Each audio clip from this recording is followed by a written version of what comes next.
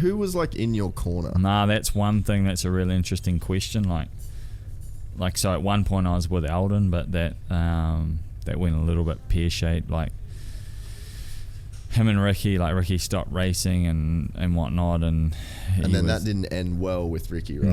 Nah, I don't know. Is that public knowledge? Like I think it is. Yeah, like it didn't end that well, and then. Well, because of motocross, it was like Motocross of Nations where it all came out, right? Because he just struggled, and then he left, and then you left, and I think. It got to the point where because I love Aldon, like he's a good dude, so there's no negative. I was at RC's riding, and that's obviously where Aldon was based, and then it was kind of like real.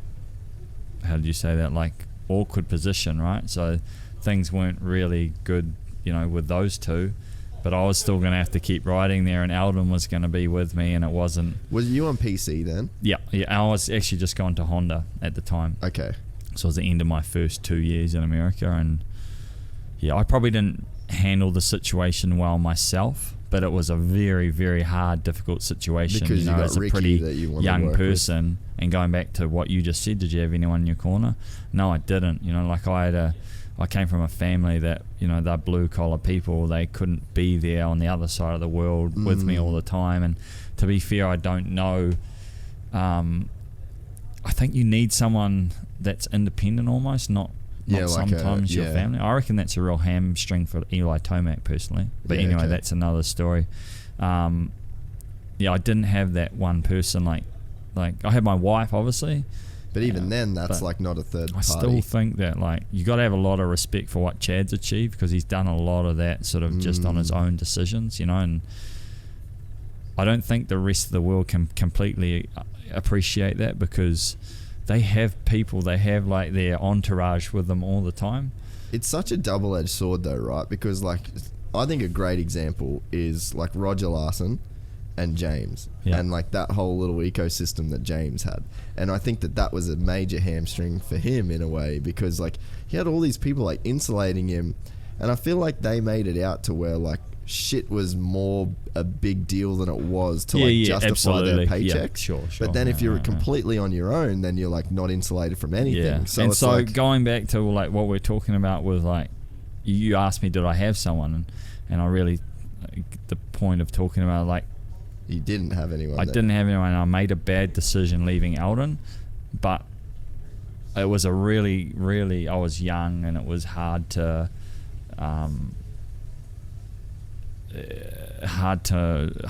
situation. Like a rock and a hard place. RC and him weren't on good terms, and certainly the whole Carmichael family weren't, because like Jeannie had X amount of laps he needed to do a week, and Aldon had X amount of training, and there was always a man like that. What that guy did was he was an animal.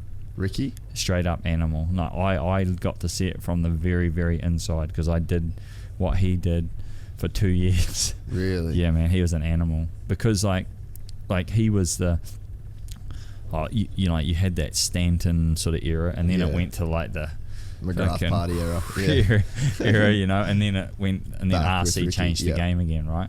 And that came from Aldon, but not just from Aldon. It came from his mum as well. I don't think enough's been talked about that. It was a 50-50 of both, because she was like, well, you do X amount of laps per week. It's gotta transfer to achieving on the weekend, which right? It did. And then you add in that off the bike factor, and then it's got to be a fail-proof system, right? I think we all see that now in this day and age, because what Aldon does is pretty much what he did with Ricky. There's not a lot of science in it, mate, and that's not being disrespectful whatsoever. It's just fucking work. Yeah, man. He come from the army, and he's like a lieutenant, man. Militant. You just get up and you do that same thing every day, day in, day out, and you'll just see but he learned about the motorcycle aspect from Jeannie. Yeah. Anyway, so going back, we can't keep getting sidetracked. That's the good thing about podcasts is you can just go wherever the fuck you want and you just sail for as long as it takes. I could sit here for hours, and talk about things. No, it's so and I'm not a racer anywhere, so I wouldn't get myself in hot water. But I want to have respect for people as well. Yeah, and I'm the same. Like, because Aldon unfortunately has come up a few times. Like even Ando, it was so funny. Like Ando even the other day, he's like, "Yeah, I just left Florida because I just didn't want to be around Aldon," and I told him, "I'm just sick of hanging out with you." Yeah. And it's like, that's what I really respect about Ando. Yeah. Fuck, he's an animal, that kid. Yeah. Anyway, so you asked me about how did I have someone around me? No, I didn't. And that I look back on that now, and I didn't have a mentor like And guiding so was me. Ricky not like that for you? No, not really. Or was it just like Josh was a little were you bit. guys like a sparring partner? Josh, yeah, that's what Ricky had them. Like he had Goose, and then he had Mike Brown, and then he had Dungy after I left. Like, you know, He just always had a sparring partner. Yeah, and that's what I was. And but so because dude, I fucking love RC, but you're around him and it's like he's just jabbing at people all day. Everything's a contest, everything's a jab, everything's like he probably wasn't as much like that as a racer at times, but like most of the time he was just tired. Okay, yeah. That makes like sense. Going back to what we did on the daily, like he. So what was an average day for you guys? An average day during the week was a lot of the time 4 sessions a day. So a good session of yoga. Yeah. So get out of bed, a good session of yoga, straight on your bicycle without food. Bicycle, so your cardio for the day in the morning. Eat food. Finish like having your last spoonful of cereal in the car. Lucy's packed lunch, and then like your practice mechanic's already left to water the track and get your bike prepped and whatnot. Yeah. He's been there till like 8 at the night before doing shit as well. So you got to have that guy, because then you get there and just slide straight. You might as well just stayed in your gear anyway, because you were there 10 hours before. So you get to the track, suit up, laps, for X amount of laps. Eat lunch, you're probably sometimes eating that in the car, go to the gym, and then by the time you finish at the gym it's just 5 over. o'clock, and go home and eat and then go to bed, and just you did that 3 days a week. And was it like that for you? And then 1 day a week you did intervals, and that's what changed the game for me. Big intervals. Time.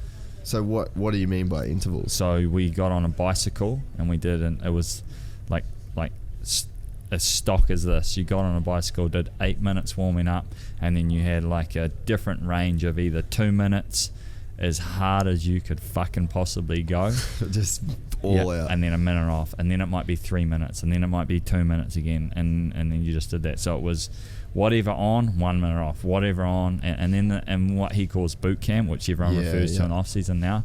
You did that twice a week. Really? Yeah. So Tuesday when you said Thursday. That, you said that changed the game for you. Yeah. You saw your fitness just go like skyrocket. Just because I felt like. Well, what changed the game? What about it changed the game? Yeah. So I could handle that extreme intensity of racing a lot easier, because I put my body through it in the weekdays. So mentally, come Sunday, it felt like a breeze. RC always used to say, Saturday or Sunday, because I was back Sunday back then, but Saturdays should be easier than Sundays.